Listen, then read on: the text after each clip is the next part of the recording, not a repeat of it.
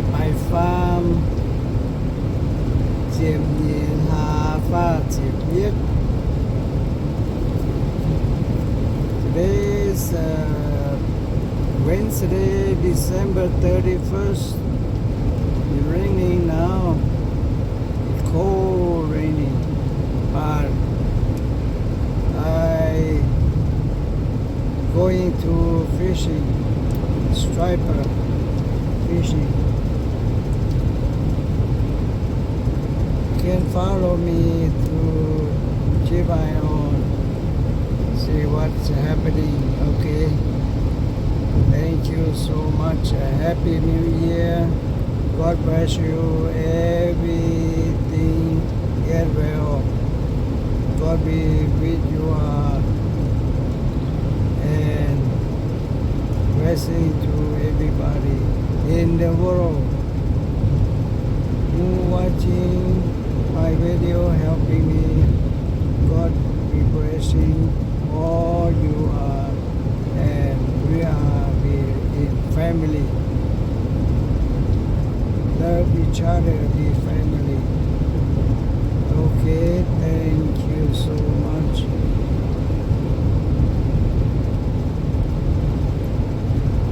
And keep eye on. Let's see oh, let's see some oh. Let's see some in motor chú cần chết mà nói về mình bật béo sớm chết thì mình bật béo lọt vào tùy thêm nhiều mình như thao đi nói nè bên chiếm gì là phát triển giang nói thì thao sang nhà nói thô chiếu thì nông xây phú xây lộ để chiếu cầu miền mùa tỏi lô nhang lô xì quảng gì lô nhố quảng gì lan châu tòng lan nhé chuối lan châu tòng lan nhé xì quảng gì thô thiên hồ thiên quảng gì bia thao xiang nhang chip xiang nhố chip xiang mẹ xiang lệ nhu nhu chip xiang gì thô chiếu gì phú gì bình an hôn nhiệt chú lưu bí mãn nhiên ô đại chiên ô bình an nhé biệt thao xiang nhang ô tao tao xin chào hòa xiang mi thao yếm liu ô đại chiên chám bình an nhé thả ra bùn chết tiêu luôn. I get over here the bridge, under the bridge, fishing right here. Got to buy earlier. Buy me? Yeah. Oh, okay. Thank you. Cái thì thằng này ta có biểu nhận như tiêu nó, làm như tiêu toàn tiêu, hoa tiêu không phải là gì. Ok, ta mang ô cái gì ta mang lên chi. Bye. See, I got one right now, yeah. The small one. But it's okay, got it, so I have to let him go back. But at least he see something. Tức tao tạm hô phải như này. Còn trên này này. Bằng cá ô. Nè. Nó rủi cái lò này. Nè. Nè, ôi rủi có một cái này. Cái này rồi tiền cái này để cho mà ô lên xin ô tiêu lô nhà có bún quả mẹ yếm bánh ta mà cả nó cái chiếu trên nhận xây có với ở chiếu phẳng nó thế này bánh này thế này nhà nó đi đút nè ô tao nhận chế lô tao nha chế lô tức rồi lôi à như bao cụ như mà cả nên tao như là phình á tao như ta nhận chơi này ô mà cả tao như lôi vô mà ta cụ như mà cái này ô này lôi lòn tao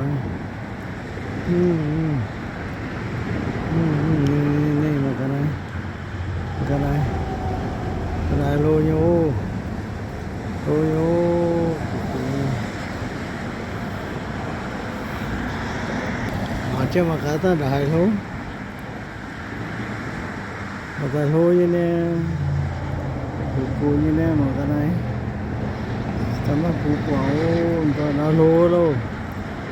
This guy get I think a good one, good size.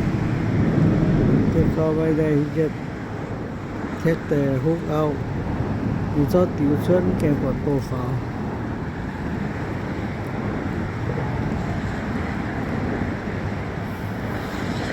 Oh, rồi có lò. Nè, tú tao ta ní. Tú tao ta nó phải nha ní. Ta còn lô tia cho tao lò mà cái. Rồi có mà cái này. Là chữ đỏ tăng với lò. Đỏ tăng mà cái đỏ hải. Cái rồi có mà cái này.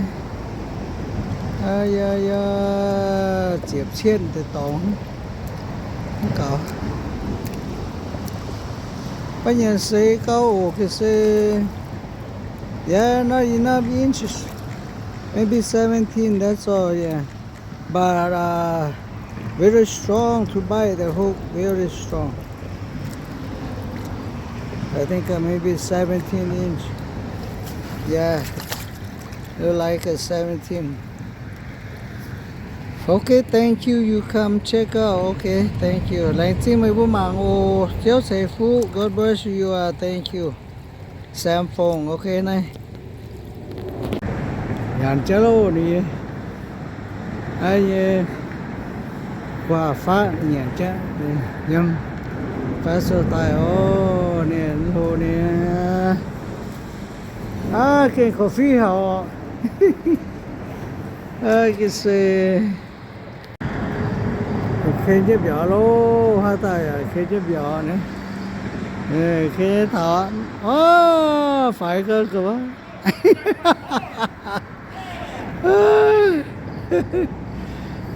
phải cơ bạn mua như là ta nói bạn mua như bạn tôi tổ dưỡng tôi lùng hoàng lai vì hiểu chế biểu lô á do nhận chứ đó đi thảo lô đi nè mà cái đấy cái gì hả đây là phải coi nhé cái gì tụi tao lô thì ta chuẩn bên món lại hả lò cái hả này xe đi sọ sọ rồi tôm nò gì nhàn luôn tôm nò đấy nhiều hết ta luôn.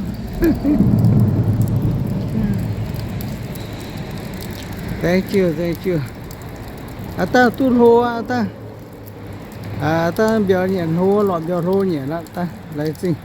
Tu tao ta. Tu tao tao bà ta chịp chết lên hết ta cỏ. Ta với chủ đỏ ta mà cả. Ta cỏ phải nói với chủ đỏ ta. Bà hô tự nhiên đấy. Hết chưa. Bà hô tự nhiên với chủ đỏ ta mà cả. Ok, mà chứ lấy tiếng ồ này. Nghe phải tiếng hô nha này.